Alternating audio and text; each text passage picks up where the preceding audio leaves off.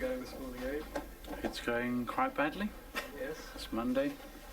It's already 9 o'clock. Haven't turned over. Glass is the wrong size for the door.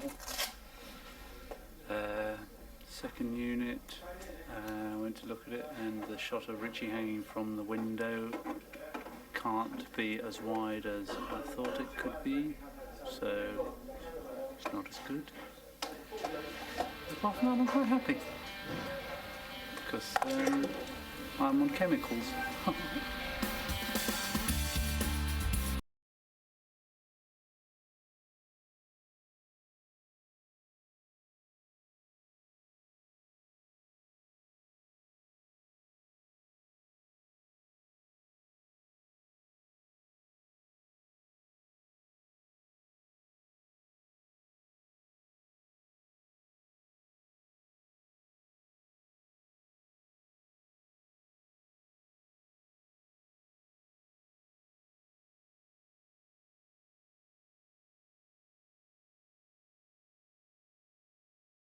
At bottom, we've done 3 bottom tours now, bottom 1, bottom 2, and Hooligans Island. The third one was, the set was so fantastic and complicated, all on South Sea Island, that we couldn't do one-nighters like we normally do. And also bottom was becoming quite popular by then. So we were doing a week in each set, like a week in Manchester, a week in Glasgow, a week in Nottingham, whatever. And so we had nothing to do during the day. And because we were good boys and we had a lot of lines to say at night, we didn't sort of party all day and then go on stage. Like when we were young men, we used to do that a little more. Now we're fatty oldies. We can't do that anymore. So we've just been good, sitting around the hotel, and then we got a bit bored, so we sit around the hotel a bit more. I think everyone knows the kind of hotel. I mean, the English country hotel is a sort of disease that's spread amongst us the last 25 years. And then we sit around the hotel so much, even though they were nice hotels, we thought, God, it'd be funny if Richie and Eddie were running the hotel, wouldn't it? We generally try and think of situations that are indoors, because we find our characters are, they're not unreal. And they're not real. Hyper-real is a word that someone's used, but whatever they are, they work better and people believe them more if they're in their own world.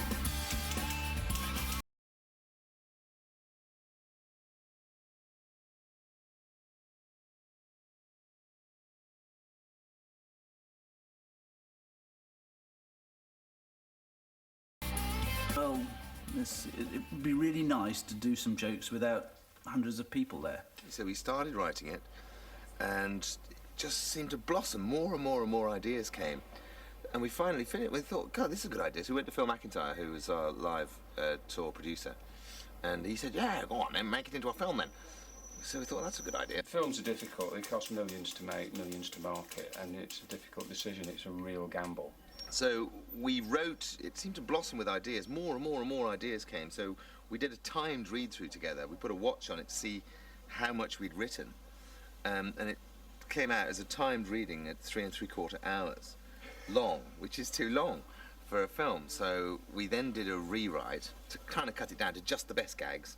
And we did another timed reading of that, and it was 2.5 hours.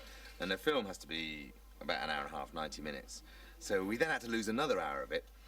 And we were just about to do that when I fell off my bike and banged my head, and I was in hospital unconscious. And so we had to wait a little bit, because we'd just about done a deal to make it then.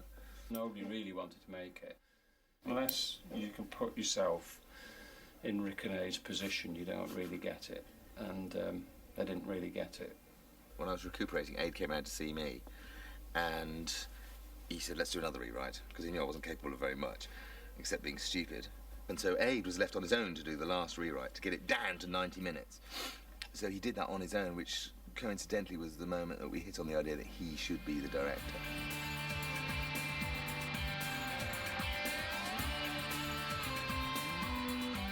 We had this sort of grand thought in our head that it would be like a laboratory, you know, and that every day we'd come in, because we used to hear those things about Charlie Chaplin, where he'd turn up in the morning and say, right, and he'd have his whole crew there and say, right, what should we do today? Let's think of a joke. I know, I'll lie down in front of a train. So, right, get a train. And apparently that's true. He would do things like that. And we thought, well, it'd be nice to have that kind of freedom. The whole hotel has got little, in between all the walls, there's little kind of crawlways like down here. Which looks a bit like the Escape from Colditz. It was designed by my great uncle, Uncle Gervais, Richie's great uncle, and so these still exist. So Richie can crawl around, opening little doorways, having a little look, and having a little purr at people who are getting... Quite simple, really. We just stuck a candle in Rick's eye and gave him some painkillers. No, I mean, that was a prosthetic piece. It was just a kind of guard, really, and it works so amazingly well, I think. You know, I mean, it looks like a candle goes in his eye. That's what the joke is, you know, and that's sort of achieved. So it's a very cheap budget. It's £3 and a bit million to make a film is not a lot compared to, you know, what a lot of big effects movies are made with. And prosthetics are definitely cheaper. And I think for our purposes better, because computer graphics, all you're doing is actually getting someone to draw it. I mean, it's called computer graphics, but it's just drawing, really. It's a two-dimensional image that someone draws with a mouse instead of a pencil. And it's a lot harder to keep control of that and actually to make it funny. Candle in the eye! Oh, candle in the eye!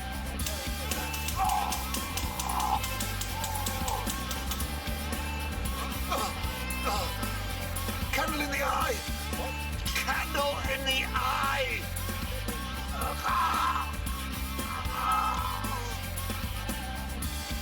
Excellent. Candle in the eye! Candle in the eye!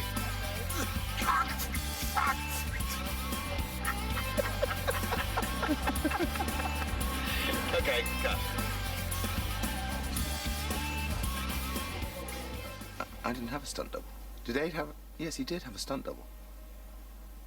And, well, Aid's the director. He didn't want to have a stunt double for me. He said it was too kind of puffy and girly. And... It looks simple enough, but it's quite difficult. The difficult bit is getting exactly what the director wants. So. And I have to just keep... Being able to hit each other quite amusingly. And we think we've got to the forefront of hitting each other quite amusingly as a career. I've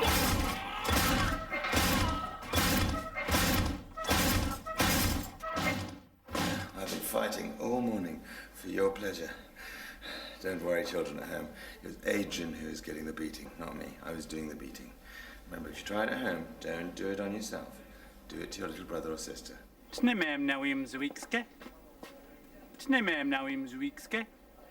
you have to say. I mean, the sound man put it... I said, excuse me one moment, the sound man put it on the tape recorder backwards, and you just let it phonetically.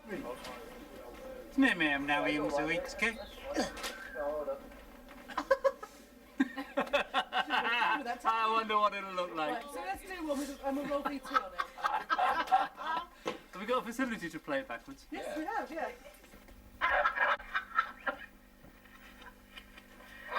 Excuse me one moment. People would have spent £500,000 drawing it, you know, and it would look different. It would definitely look different, but I can't imagine that it would have any more or less impact. That door suddenly opened, lighting us. But as we come down there, the lights will snap off. Yes. While you stay there, I'll just show you what the action will be. This whole tape. Both of us come back here. Kids can't die in films, can they? No, but they can be very ill. We see her go back in.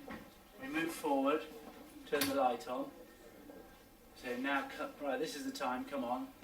We come down here. We reach here. The lights snap off. No, I've always wanted to direct and have directed things in the past. And this one sort of fell into my lap, really. I mean, I kind of pushed it into my lap. Well, I have to say he's my best friend. Otherwise he'd kick my teeth in. And then I don't put my 2 pennyworth in with Aid because he'll just shout at me. Aid knows very well what he wants. That's very good for me. It's my first movie, so I'm a bit, you know. But he knows exactly what he wants, and he's very calm. I think he's good. He's got an eye on everything. Because when you write a thing, it's just a code for some kind of joke that you've got in your head, and you can see it in your head. If you talk to the designer, you talk to the cameraman, and you talk to yourself, and I'm very easy to argue with. It's just it's actually really so much easier. He's the human being on the planet who I fear most, I dislike the most. He is without doubt the most violent, unpleasant human being on the planet, and any other animal. I think there's a great sense of respect for Eddie, you know, on the set. He's everyone wants to do well for him, which is really, really good, and he gets things done. If he wants something done, people are very, you know, keen to make sure that happens. So, yeah, he's great because he combines amiability with tyranny. Director's the sort of the top of a kind of pyramid of people, and it's eventually his taste. So obviously there's some totalitarianism in it, but at least in a totalitarian state you know where you are. I could barely breathe in the same country as him. The hate I have from him is so intense that I can live no other way than living close at hand, waiting for the opportunity for an accident to happen so that he dies. I think Don't you trouble yourself, Mrs. Foxflower. I'll get him to come right up to your room and give you a good thorough seeing to. It's wonderful. It's wonderful because they are so brilliant, and, you know, it's the quickness of the mind. No, he's a darling. No one understands me as much as Aid. He's been my best friend since 1975. 25 years. This is our kind of 25th anniversary film. I first met Rick. He was getting off a bus in front of me at Manchester University, and we'd both just arrived there at in the same term, in the same department. He got off the bus in front of me with his very long hair and a number 6 cigarette. I thought, what a tosser. And 25 years later, I've been proved completely right. I didn't know what to expect, really. It's just that Aid, he has hobbies such as doing complicated mechanical things. He just likes messing about with engines and stuff like that. Whereas I've always been the kind of shouty, lardy one. He goes, oh, darling, oh, yes, that's me. And he's the kind of the husband of the relationship, as it were. So he likes the detail. He should have, if he'd been born a generation before, when Operation Barbarossa was the Nazi invasion of Russia, which, yes, they were very strict people, the Nazis, it's true, but it fell apart through lack of strict organisation, which is why it would have been a success. If Aid had been von Paulus at Stalingrad, they would have won that battle, because nothing goes wrong under Eddie. It's held in such a tight, practical Nazi grip. Rick was unable to learn his words properly, so a little correction was in order. There's not going to be a mistake. People are shot as examples, yes, taken out and made to dig their own ditch and then shot in the back of the head. It just keeps people on their toes, keeps the happy crew going. Anyone who's not happy gets castrated. One cannot make a film without discipline.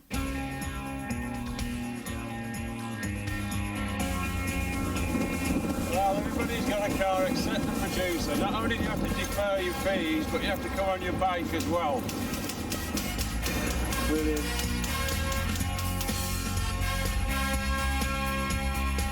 I always insist on no hot continue straight after lunch.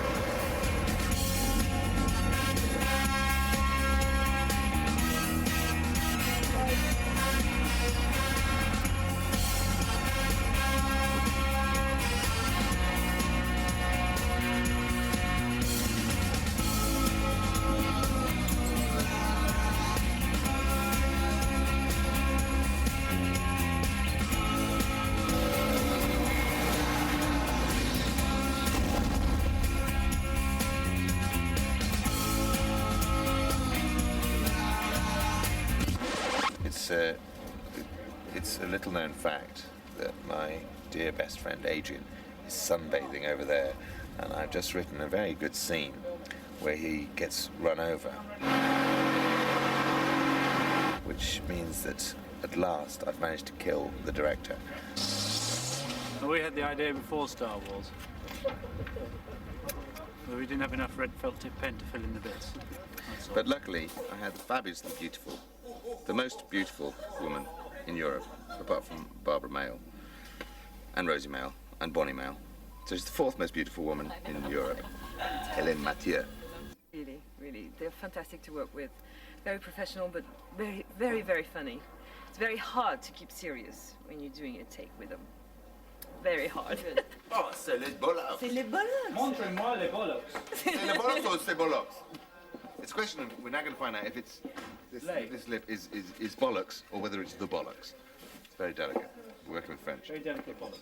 And I think I'm pretty lucky because there are not many, so, you know, so crazy, so, but as well, at the same time, so well constructed, you know, there's a link to everything, so I like that. So it's mad, but it's makes sense in it. There is a logic in the madness.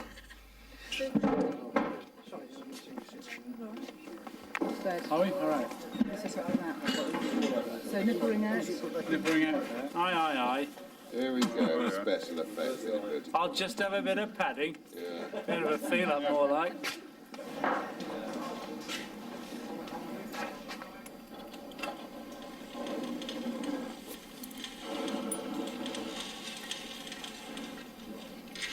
You all right, Simon? Yes, of course I'm all right. Stand by to shoot, please. Feel it. Bang.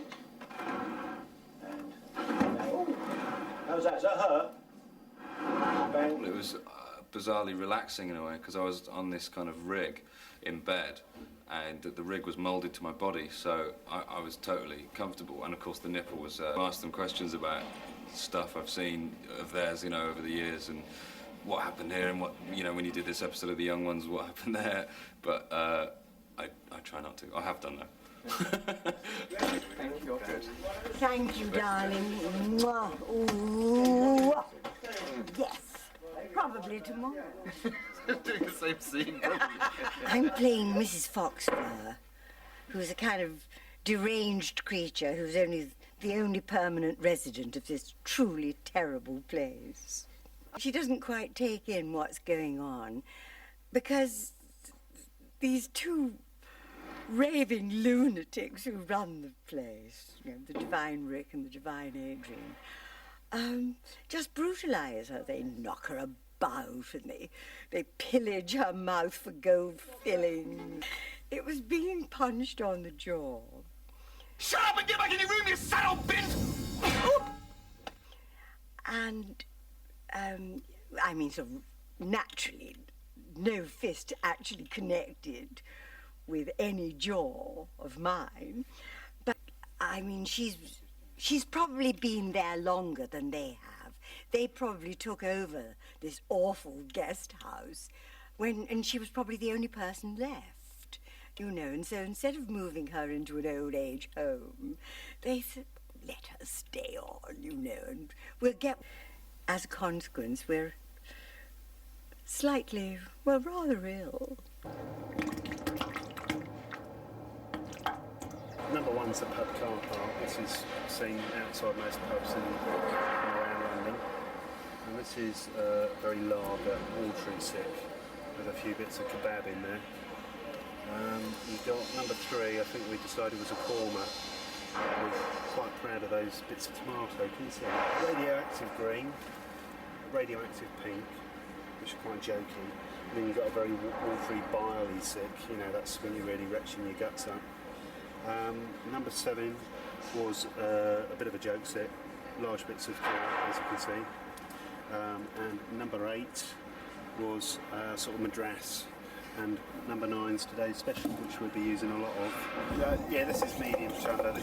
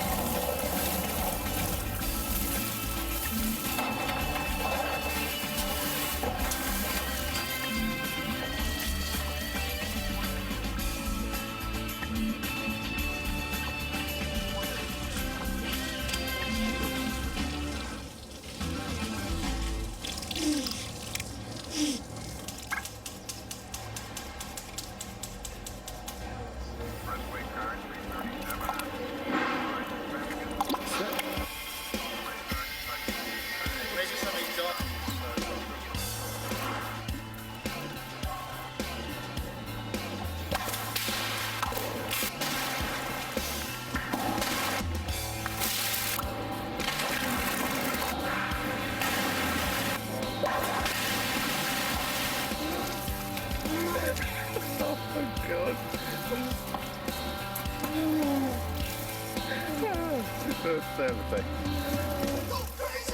You know, you can get a straight stream of vomit, you can get a spray out stream of vomit, you can get that angle. It's fantastic. It's fantastic. Well, I know that when I was little, I used to have aunties who told me that it was never a good idea to eat fish out.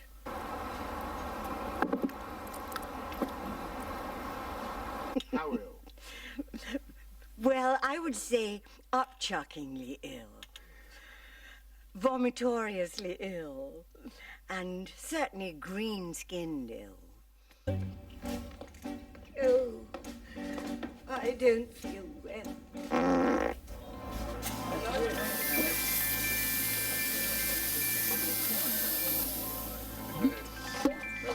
It's very strange in the beginning.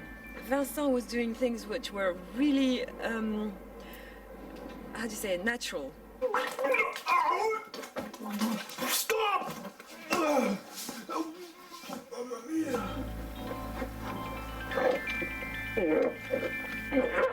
They were so real that the first time I got, oh, my own stomach was going a bit wobbly, and then you get used to it. You do a couple like that. And then, Get all over him. yeah, we'll get it all over him. Yeah. We shouldn't see anything through that door other than vomit coming at us. Why has Adrian got a larger suitcase than me? It's just fucking tolerable. Just bring that there around the corner. That's it. The trickiest thing is undoubtedly the vomit sequence, but it was a kind of trying week in the vomit corridor because it was a bloody mess, and it was, you know, a lot of stuff. 3, 2, 1, vomit!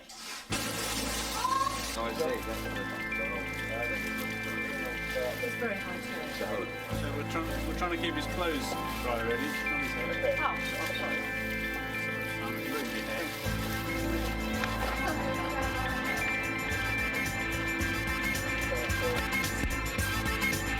Shit!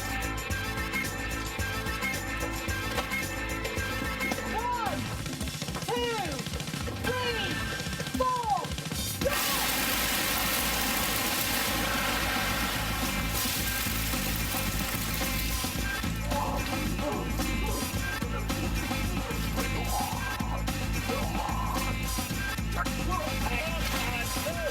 I've spent 5 days in the vomit corridor now, and it's fantastically disgusting. It's just awash with it. There's so much vomit in the corridor, in the hotel corridor, that it's called, it has various names. It's called the corridor, then it's called the vomit corridor, then it's called the vomit grotto, and then it's called the vomitorium, when it gets really drippy with it. And I thought, well, what's the matter with me? Why did I think I couldn't stand it? It's really because I'd been desensitized by watching a lot of episodes of Casualty. Welcome to hell, guys. This is hell, and we're really loving it.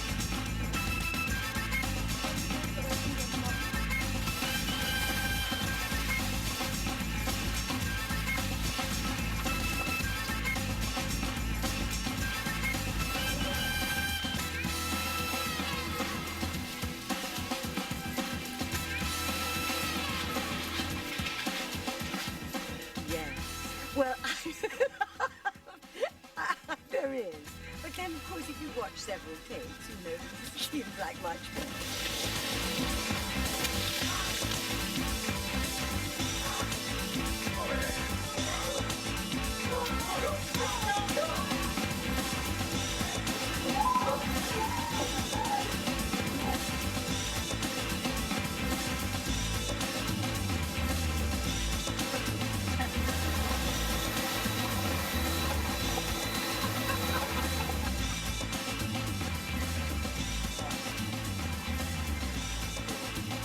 Because I wear these groovy shoes, I have fallen over more than anyone else.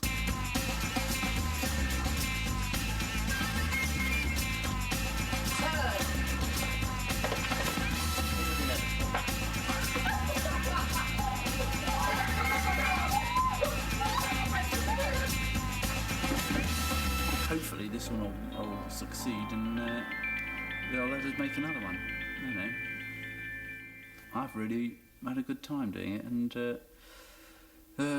I mean, it's nice being a jack of all trades, but I like this job at the moment, and I'd like to keep it. It's been good. Yeah. All the scenes with me in have been fantastic. 1 or 2 scenes have not had me in, so I hope they'll be lost in editing. But they could ruin the film, scenes without me. But I generally think the majority of the scenes have me in it, so the film is a hit. It's as simple as that.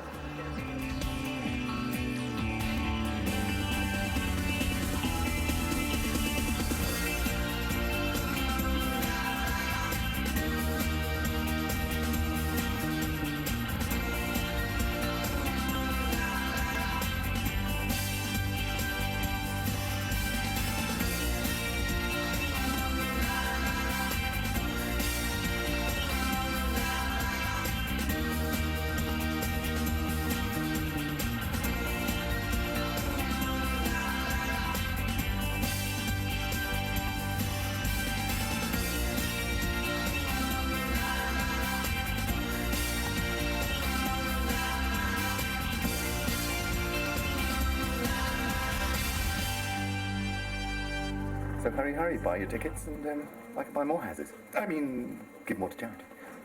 That'll work, won't it?